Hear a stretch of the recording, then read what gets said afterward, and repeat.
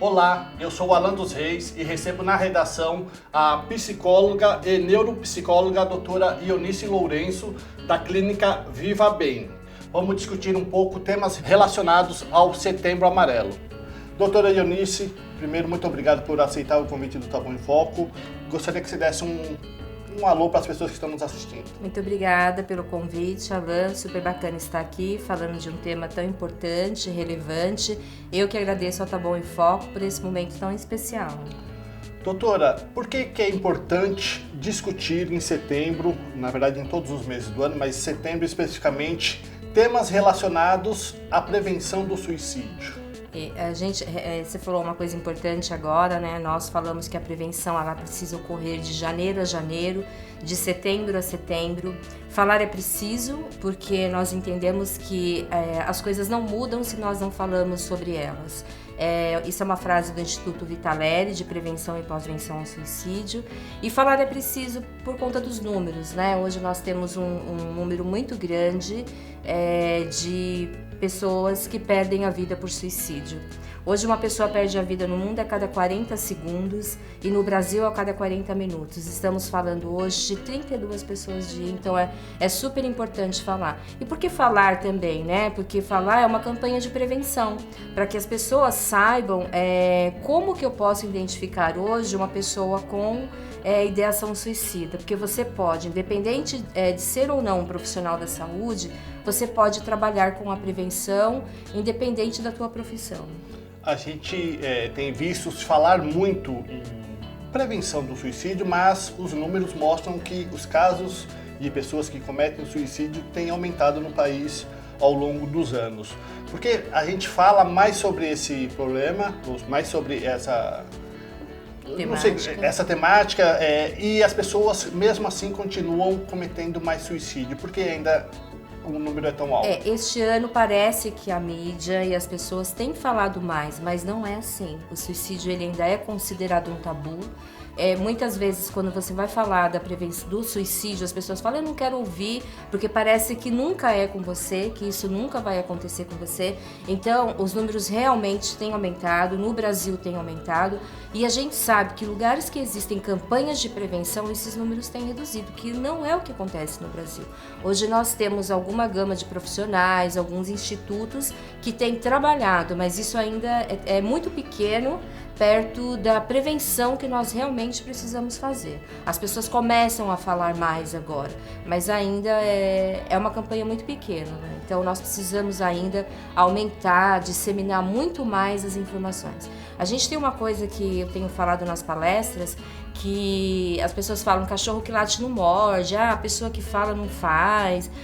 Então isso não é verdade, né? Nós acreditamos exatamente ao contrário. Então a importância de se falar é que você possa identificar alguém que esteja com ideação suicida e que você faça este acolhimento. O que é fazer esse acolhimento? É ouvir, sem julgamentos, é escutar. Que pessoas para opinar, para dar conselhos, existem muitas, mas pessoas para te ouvir é muito difícil. E é isso que a gente fala, é importante que você ouça essas pessoas. Como que as pessoas podem identificar uma pessoa que tem essa ideação suicida? O suicídio ele é multifatorial, ele não existe um único fator hoje que a gente pode definir porque uma pessoa perde a vida. A gente tem uma frase no livro do Dr. Angelami que fala que o suicídio ele é a gota d'água de um copo que já estava quase transbordando. Por que isso é importante? Porque existem muitos sintomas que essa pessoa ela vai trazer e que você pode identificar. Verbais, eu preferia estar morto, era melhor que eu estivesse morto do que vivo, as pessoas seriam mais felizes sem mim, eu não sirvo para nada, eu sou um peso na vida das pessoas. E eventualmente também algumas coisas que, por exemplo, a pessoa gosta muito de fazer, como, eu adoro ir num jogo de futebol, adoro assistir tal coisa e de repente começo a perder o sentido para essas coisas. Tenho objetos que são mega importantes para mim, começo a doar esses objetos, começo a fazer dedicatórias, a gente chama da falsa calmaria, que começa a ver a pessoa toda arrumada. A pessoa muitas vezes também, quando tem um plano de suicídio, ela começa a se arrumar, começa a se preparar para a morte. Então você pode ter, a pessoa muda de comportamento, principalmente adolescente, com isolamento, mais isolamento do que são hoje os adolescentes. Então vários são os sinais que a pessoa começa a mostrar, principalmente uma mudança no comportamento. Existe uma idade de maior risco? A gente vê que os jovens têm aumentado também o número de suicídios, vê também entre idosos. Existe uma Sim. faixa mais perigosa? Existe uma faixa e existem fatores de risco. Existem fatores de risco e existem fatores de proteção. Um fator de risco, ser homem hoje é um fator de risco. Os homens hoje perdem a vida 3 vezes a mais do que as mulheres. Então, dos 32 casos que a gente está falando, de 70% a 80% são homens. Então, ser homem já é um fator de risco.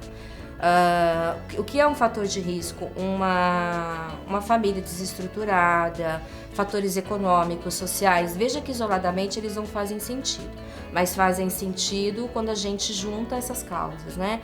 Fatores sociais, que são os seus relacionamentos. Quanto mais você se isola, isso se torna um fator de risco. E hoje a nossa população jovem, a Organização Mundial da Saúde, tem alertado muito mais para a população jovem de 15 a 29 anos. É a segunda maior causa de morte no mundo. Essa causa, ela mata, o suicídio ele tem matado mais do que o HIV, tem matado mais do que as doenças, ele só perde hoje para os homicídios. Lógico que também a gente tem a terceira idade, que é agravante.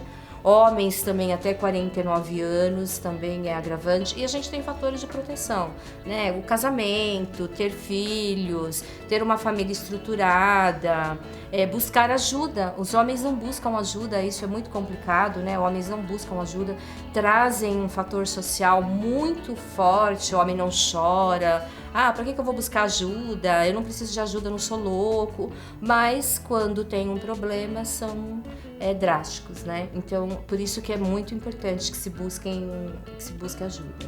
Aí, você fala em buscar ajuda, por exemplo. Se a pessoa tem uma condição financeira melhor, ela recorre à ajuda a psicólogos, a clínicas especializadas.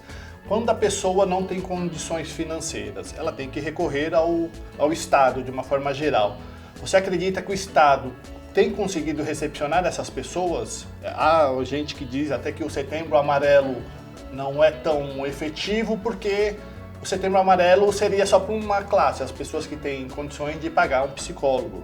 Quem não tem, o Estado consegue recepcionar essas pessoas? Sim, eu acredito que sim. As pessoas desconhecem muitas coisas. Por exemplo, nós temos faculdades de psicologia hoje que fazem atendimento, né? Tem os estudantes que são supervisionados, que são muito bem supervisionados pelos professores. Nós temos as UBSs, nós temos os CAPs, temos muitos psicólogos que fazem atendimentos sociais, né? Que não é um atendimento gratuito, mas é um atendimento social para que as pessoas possam ter a oportunidade de buscar ajuda. E também nós não valorizamos, né, Alan, também, a gente não valoriza a nossa saúde, porque muitas vezes você vai, eu vou comprar uma roupa, eu sou mais feliz se eu comprar uma roupa do que buscar um psicólogo. Então a gente também prioriza muitas outras coisas que não um processo terapêutico, que não um processo psicológico. Se as coisas não andam bem na minha cabeça, ela não anda bem em lugar nenhum. Quando eu tenho problemas emocionais, o meu corpo fala. Então, é muito importante que você valorize. E nós temos também o CVV 188, Centro de Valorização à Vida.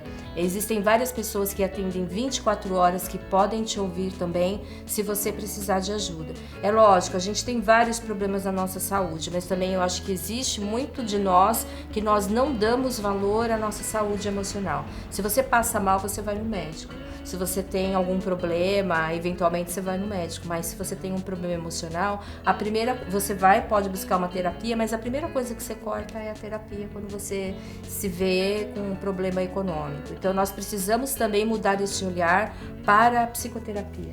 Você, agora no mês de setembro, palestrou para mulheres que dançam zumba e também para guardas municipais aqui do município. Eles recepcionam a sua mensagem de forma diferente? Queria que você falasse um pouquinho dessas duas experiências. Tem sido uma experiência muito gratificante, né? Eu palestrei em vários lugares. Fiz palestras diferentes também, porque eu acabei falando muito mais do que mostrando slides. E percebi as pessoas bem receptivas, porque as pessoas se surpreendem quando a gente fala nos números, né? E para mim, ela é uma coisa importante. Se de 40...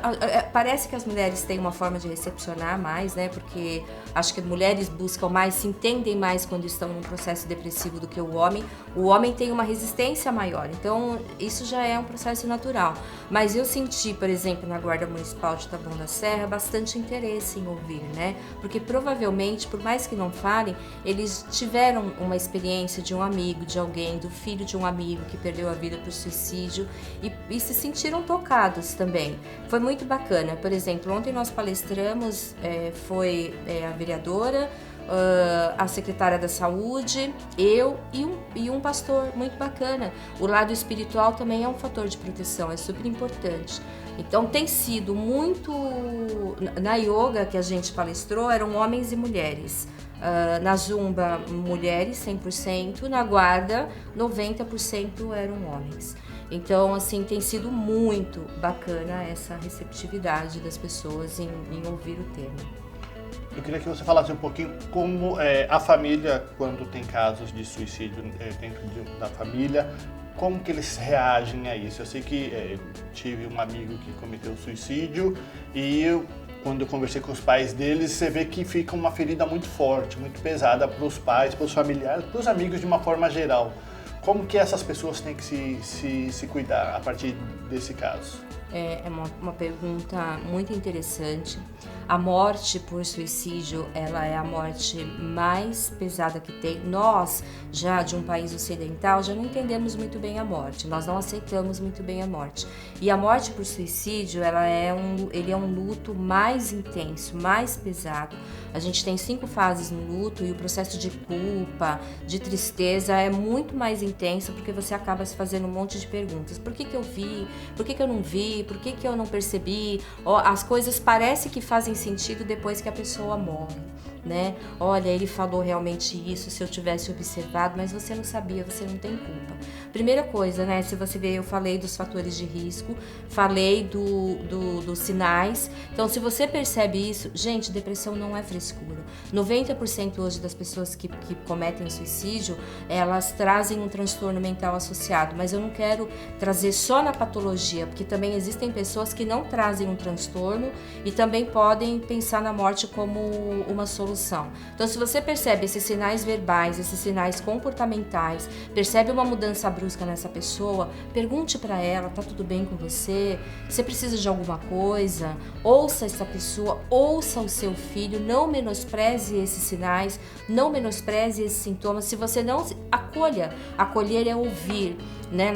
É o que reforçando um pouco o que eu disse, nós encontramos muitas pessoas que dão opinião, não diga isso, você tem tudo na vida, porque o que é sofrimento para esta pessoa pode não ser para mim, né? Pode não ser um peso para mim. O fato da pessoa ser rica, ter dinheiro, não significa que ela também não possa estar num processo de vazio existencial, né? De um sofrimento existencial. Então acolha, ouça, busque ajuda. Busque um profissional da saúde, busque um psicólogo, busque um psiquiatra, e o que você pode fazer é exatamente acolher essa pessoa, ouvir e não menosprezar essa fala. A gente fala muito das pessoas que estão em volta dessa outra pessoa que tem essa ideia suicida, mas o que falar, vamos dizer, que alguém que tenha esse ideário suicida que esteja nos assistindo, o que falar para essa pessoa? Na verdade, não é nem o falar, é o acolher, né? É o que eu disse agora. Você não precisa aconselhar, você pode dar um abraço, você pode ouvir, né? A gente já tem uma frase de Rubem Alves que a gente tem muitas pessoas que a gente não precisa de pessoas que treinem oratória, mas é escutatória, que é o escutar aquela pessoa. E o que você pode fazer? Não julgar. Não julgar. Porque você pode falar, poxa, você tem tudo, você tem uma família, você tem filhos, nossa, por que frescura, para com isso. Isso é o não fazer. E o fazer é o acolher, é o ouvir, dizer eu estou aqui, se você precisar de alguma coisa, conta comigo, eu quero te ajudar, vamos buscar um profissional, eu vou junto com você, acompanhar esta pessoa, se ela precisar que seja acompanhada, e algum profissional. Então, isso é importante que você possa fazer. Depois que uma pessoa também morre por suicídio, a gente acaba esquecendo um pouco isso, a família que fica, precisa ser acolhida. Nós chamamos de pós-venção. Pós-venção é um trabalho feito com os enlutados. Existem grupos de enlutados pelo CVV, alguns institutos, que você pode ir lá e compartilhar a sua dor, porque lá você vai encontrar pessoas que vão entender aquilo que você está falando, profissionais que não vão te julgar, porque a primeira coisa que a gente faz quando alguém morre por suicídio, a gente pergunta: você não percebeu? Você não viu que... Nossa, mas você não viu que ele ia fazer? Então a gente tem... E isso para a pessoa é muito angustiante. Então existe também no CVV grupos de acolhimento das pessoas enlutadas pelo suicídio.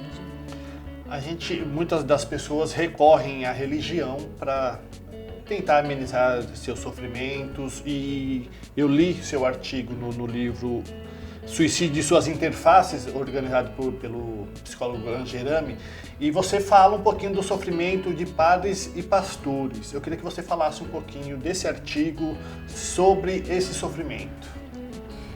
Tem uma frase que eu começo o meu livro, o meu capítulo falando sobre isso, do Dr. Neuri Botega, que ele diz: do cuidar de mim para o cuidar do outro, né?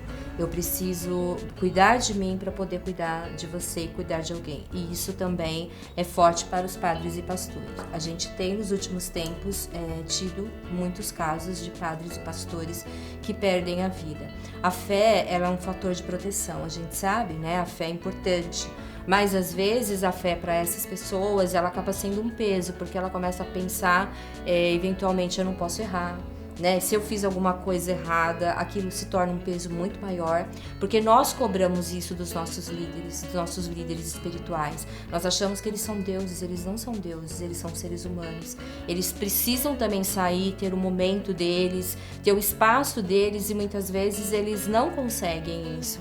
E a gente fala também no excesso de trabalho.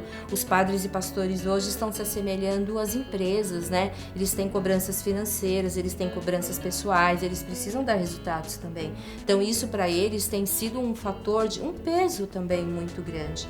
Então o importante, a fé é importante, eu acredito que a fé ela é importante, mas por que quando um padre, quando um pastor, quando nós temos um problema físico, nós buscamos um médico, nós buscamos um profissional, e quando nós temos um problema emocional, nós não buscamos. Nós precisamos buscar, sim. Deus é muito importante, né? A espiritualidade, a ciência tem mostrado que a espiritualidade e a fé é muito importante, mas às vezes a fé ela precisa vir acompanhada de um profissional. E é isso que eu tento reforçar no livro, que padres e pastores precisam buscar ajuda. As redes televisivas e os padres e pastores têm falado sobre isso. É muito bacana porque eles reforçam a importância de buscar um psicólogo e de buscar um psiquiatra muitas vezes, né?